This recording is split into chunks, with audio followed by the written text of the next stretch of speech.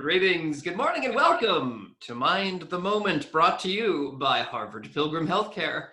This, my friends, is our coffee house in the cloud, a place where we invite amazing mindfulness instructors to talk with us about what mindfulness means to them and what it can mean for you. We'll be practicing together and then giving you a chance to let us know what's on your mind. I'm John Roberts, and it is Thursday, December 10th, 2020. Which is celebrated in some quarters as Dewey Decimal System Day in honor of the classification scheme developed in the 19th century by Melville Dewey, a man who legally removed letters from his own name in order to make it more efficient. Dewey's system organized the library, and it did so by partitioning knowledge into tight little bundles. In speaking of his personal experience with the American education system, Ta-Nehisi Coates wrote, quote, "The classroom was a jail of other people's interests, while the library was open, unending, free." And yet, the Dewey Decimal System imposes its own type of prison, suggesting that one can separate science from art, religion from psychology, and language from anything. As we wander through the many types of libraries which we encounter in our lives, I wonder if it may not always be best to ask, how did this book get put into this section? Who put it there? What was their intention? And where else might it fit? With me today is someone who I can always count on to put things in their proper place, the founder and director of Harvard Pilgrim's mindfulness program, Tara Healey. Good morning, Tara. How are you? Good morning, John. I'm well. How are you? I'm not bad. Thank you. Good. Good. Tara, and welcome, everyone. Delighted to be here with you this morning. If I could ask, Tara, what was the first book you read as a young person, as a child even, that still influences you today? You know what immediately pops into my head is Charlotte's Web. Okay. Very good. Yeah, I loved that story. I loved Charlotte. I loved her perseverance. Yeah, that's so funny, John. That's immediately what came to me. Good. Always go first answer, best answer. All right, folks, here's what the next 30 minutes of your life is going to be like. Tara is going to lead us in a 10-minute guided meditation, after which we'll be doing some Q&A, and that is where we would most particularly love to have your help. So please open up the chat box at the bottom of your screen. Use that chat box to submit any thoughts or questions you have at any time. Tara, as a way of getting us started here, is there something you'd like to check in with folks about? Yeah.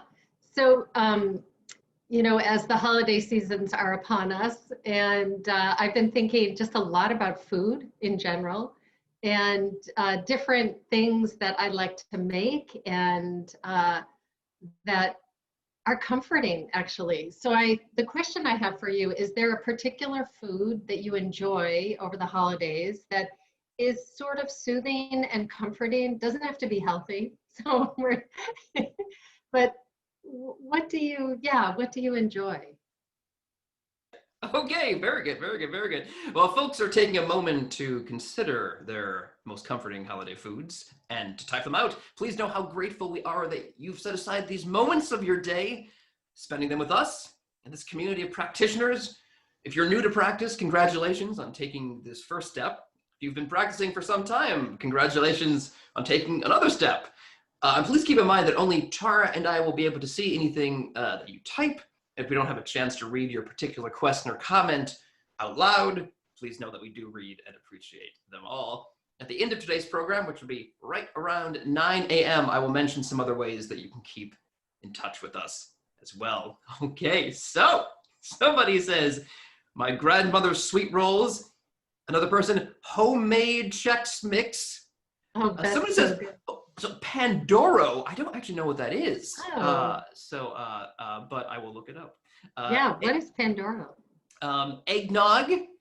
Somebody says that they come from an Italian family, and so on Christmas Eve, they eat spaghetti and shrimp.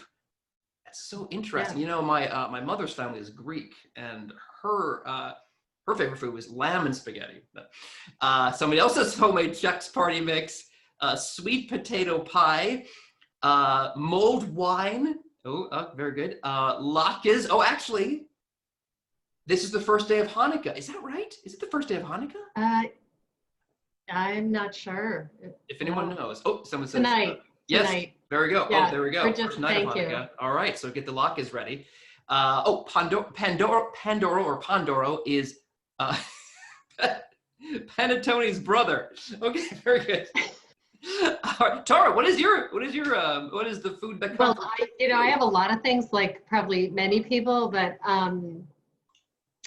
I love an apple galette.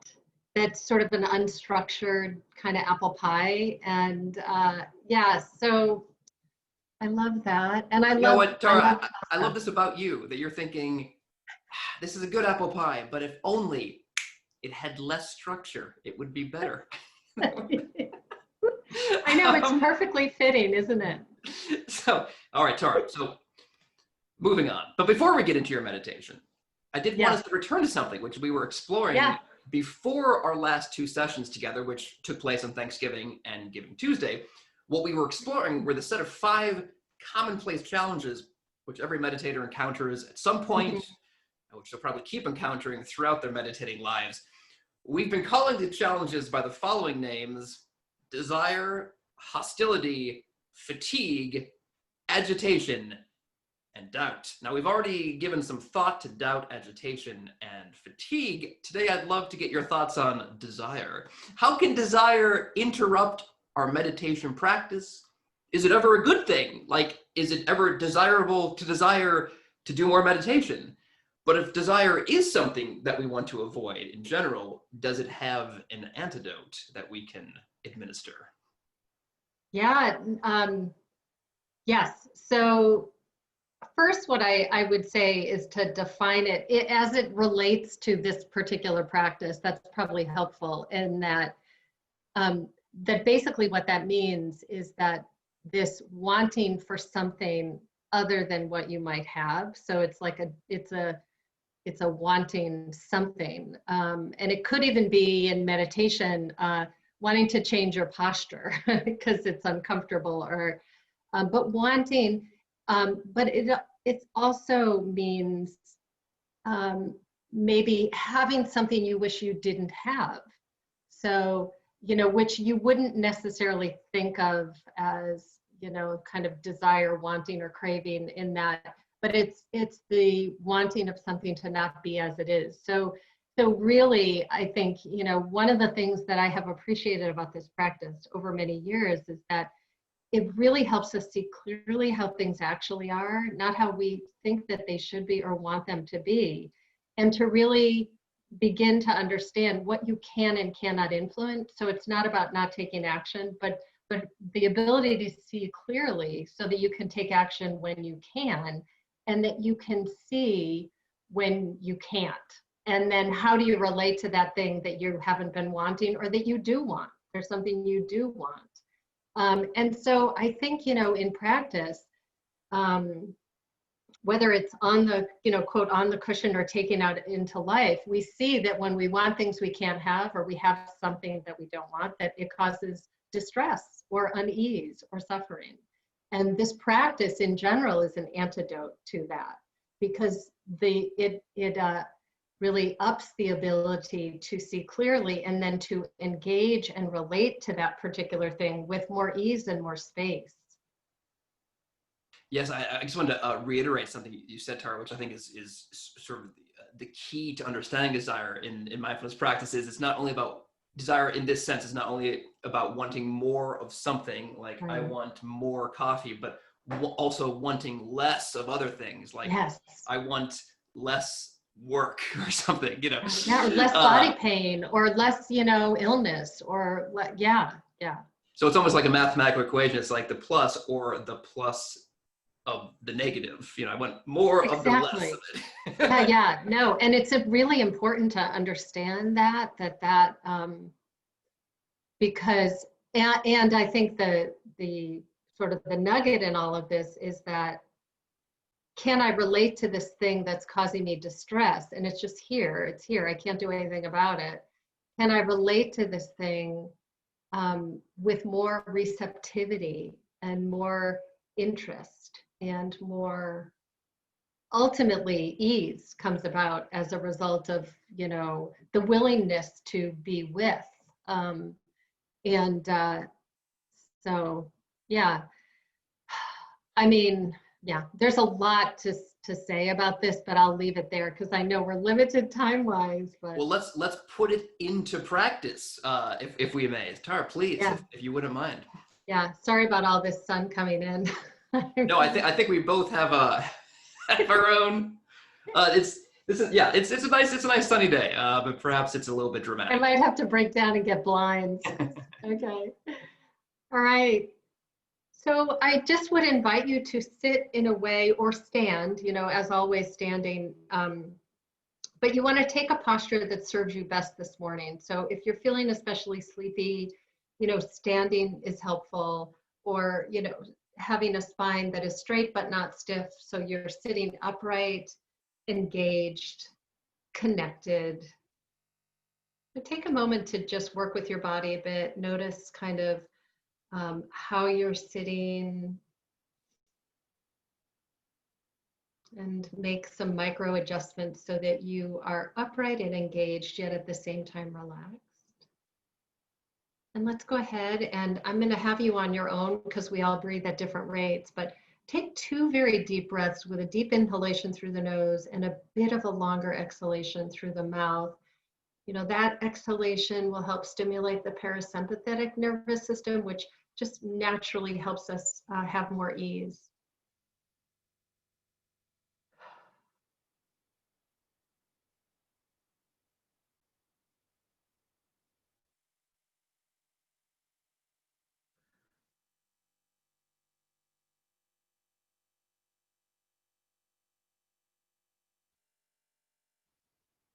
And as you settle in, just notice the points of contact with the back of the body or the soles of the feet. Notice any vibration or pulsing, any body sensation at all, perhaps from your activities so far this morning, or just from the places where your body is touching the surface, or your hands are touching your legs or touching each other. Just knowing what's going on, what's the physical expression in the body.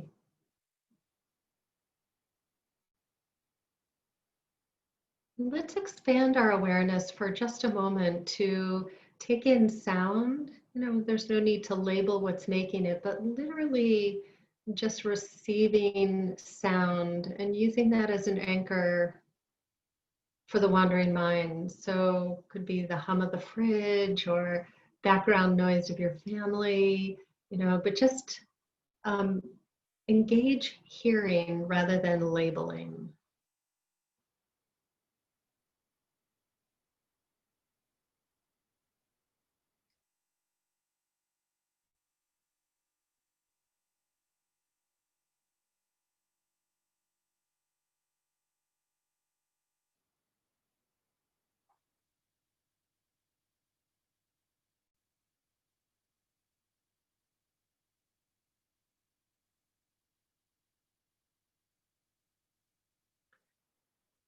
And begin to bring the awareness back in, but of course allowing the background sounds to remain as they will. No need to work against them. They will simply be there.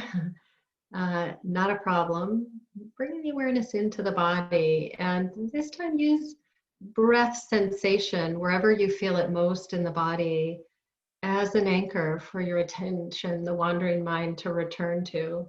So tracking the inhalation in wherever you feel it strongest, tracking the exhalation out, or using a point of contact with the body and the surface and that subtle point of pressure as what you return to, and it could be, you could even put the palms of your hands together.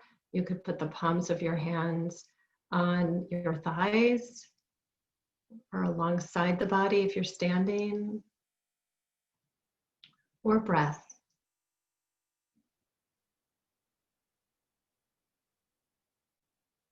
So tracking that sensation And when the mind wanders and you notice it, simply release the storyline, soften the body, and return to your chosen anchor. And just we'll do this over and over again.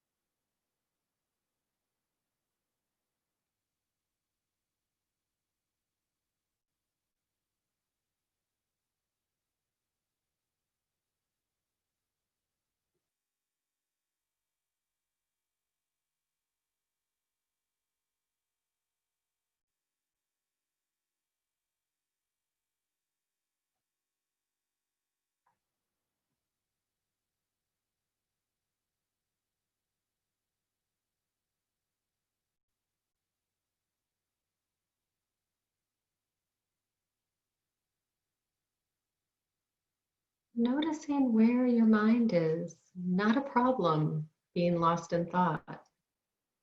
This is what happens. Simply release the storyline. You could even label it thinking or be more specific. Soften your body. There's often a subtle contraction when we're in thought. So soften the body. Just return to whatever anchor you're using.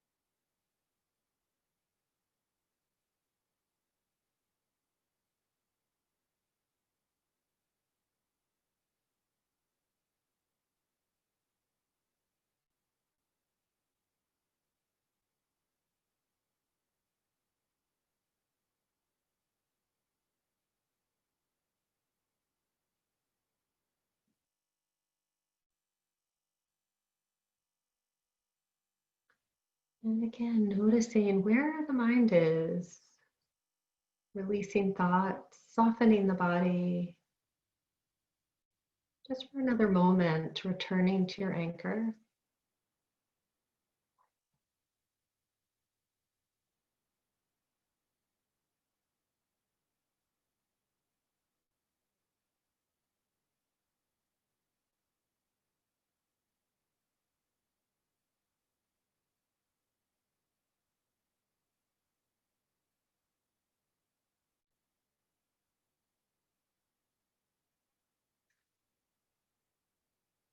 And as you feel ready, if your eyes were closed, you can allow the eyes to open. If they were open, then we're re-engaging with each other.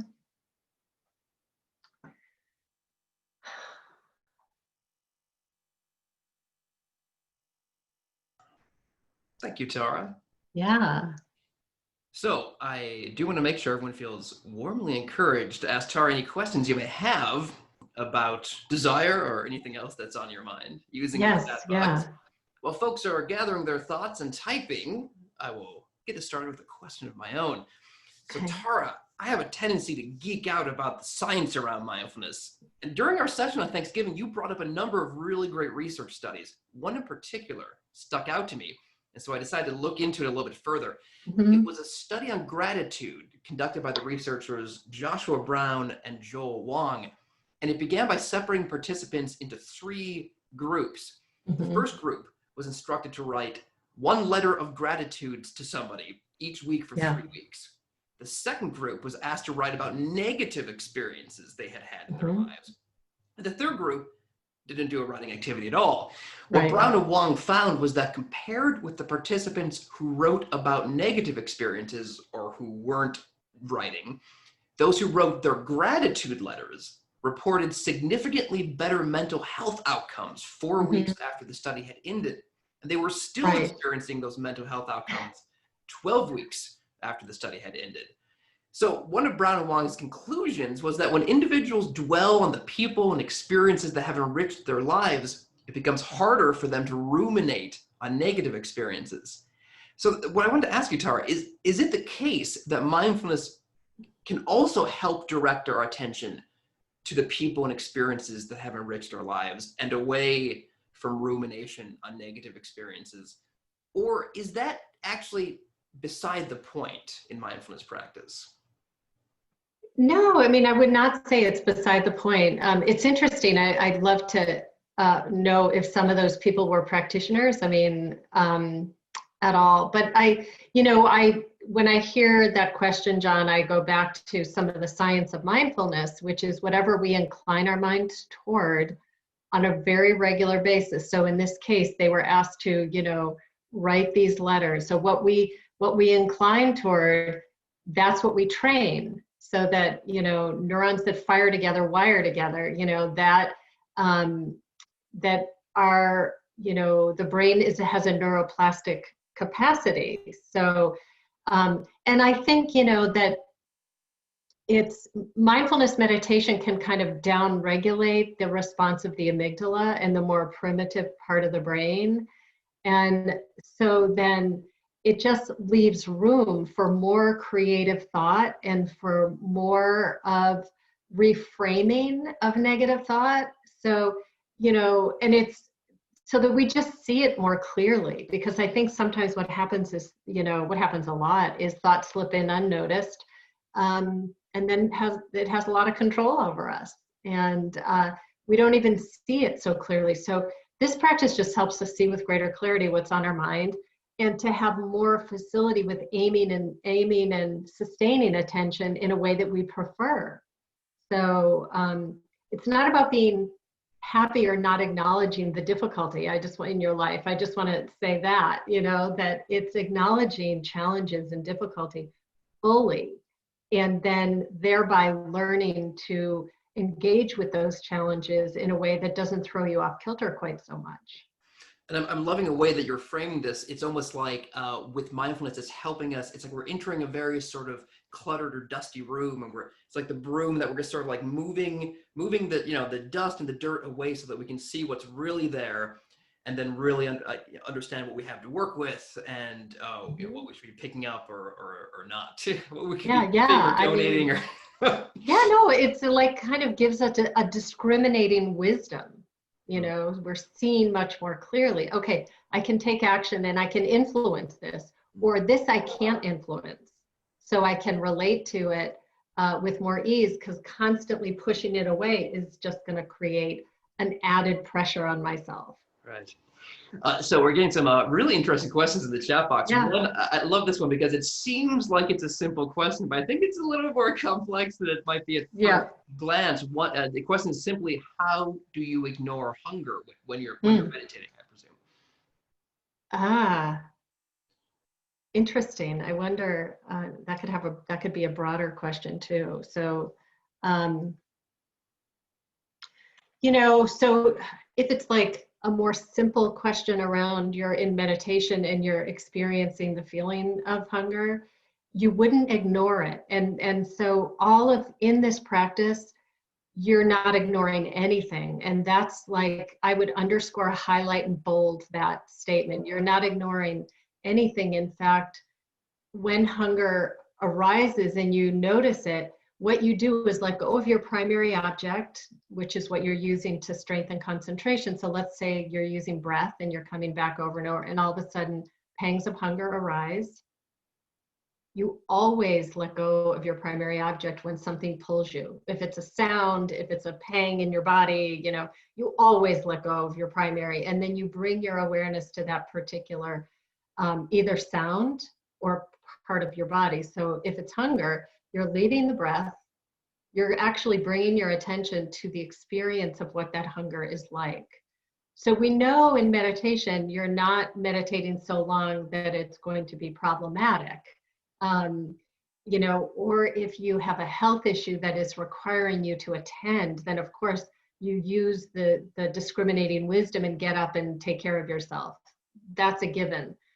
But if it's your run of the mill, you're being, a hunger pang or an itch or even like a very tight muscle cramp, leave your primary, go to that thing with your attention and up the curiosity ante and the receptivity. Like, what is actually happening here?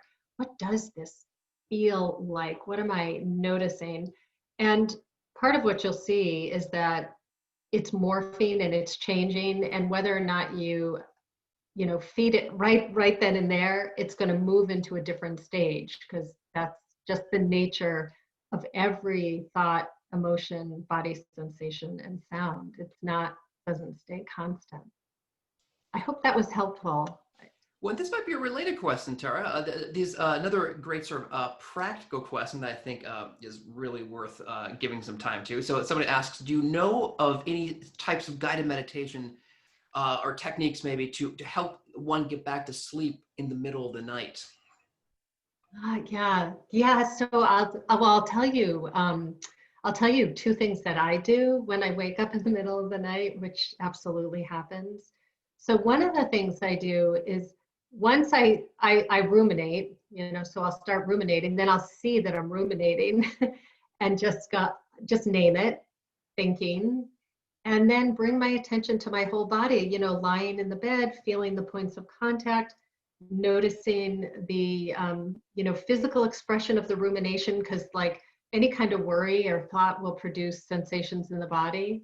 And then I bring loving kindness in, and just simple phrases, may I be well, may I have ease, may I sleep peacefully, without attachment to those things actually happening, just inclining that way, may I have peace and may I have ease, may I sleep well, so whatever phrases. And again, I would say, this is an empirical practice, so test it for yourself. Give it a little bit, but those are things that I do. And someone in the chat box is offering their own idea, which I love. This person says, I have a calming audiobook, Anne of Green Gables, a book I know and loved as a child. And listening to that helps me go back to sleep during chapter 1. So that's one wonderful. I think big way. And that's, I guess, to remind people, that is Anne with an E. All right, well, Tara, I always hate to end, and yet here we are. So, but everything continues. Next up on the Coffee House, it's Suzanne Rowe Palacino. This is actually her first appearance in nearly 6 months. That's very exciting. That's this coming Tuesday. Wonderful. 8:30 a.m. All right, so we're back on your screens every Tuesday and Thursday at 8:30 a.m. Eastern Time, except that is for one upcoming Tuesday and 2 upcoming Thursdays. We'll be taking a break over the holidays, so the Coffee House will be closed on Thursday, December 24th, Tuesday, December 29th, and Thursday, December 31st, but we look forward to ringing in the new year with you on Tuesday, January 5th. All right, so if anytime in the meantime, by the way, that you find yourself with questions for our experts, do email them to askmtm@harvardpilgrim.org. Meanwhile, if you're looking for free live and virtual wellness sessions like this one, look no further than harvardpilgrim.org/livingwellatHome, where besides mindfulness sessions, you'll also find yoga classes, Zumba classes, and a seemingly endless array of health and wellness webinars, all brought to you by Harvard Pilgrim Health Care. All of us face moments of pain in our lives, but how we deal with pain can make a huge difference in the quality of our lives. Please do check out the free resources around mindfulness and pain management, which we're offering through a partnership with our friends at Mindful Magazine. These resources are available in both Spanish and English. That's mindful.org/pain. You can check out Facebook to see what condition our condition is in. That's facebook.com/mindthemoment.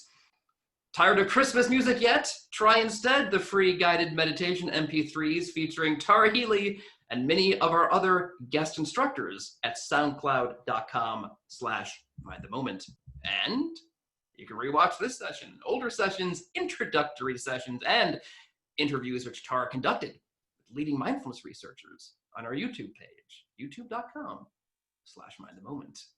A closing quote, if I may, from Emily Dickinson, whose spine you can find emblazoned with the Dewey Decimal Code 811.4 DIC. Quote, "To live is so startling, it leaves little time for anything else," end quote.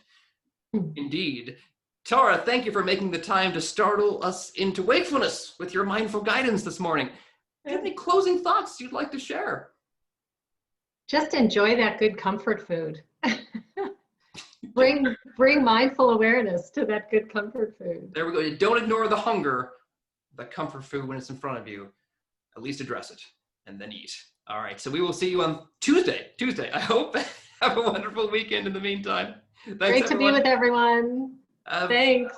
a momentous day.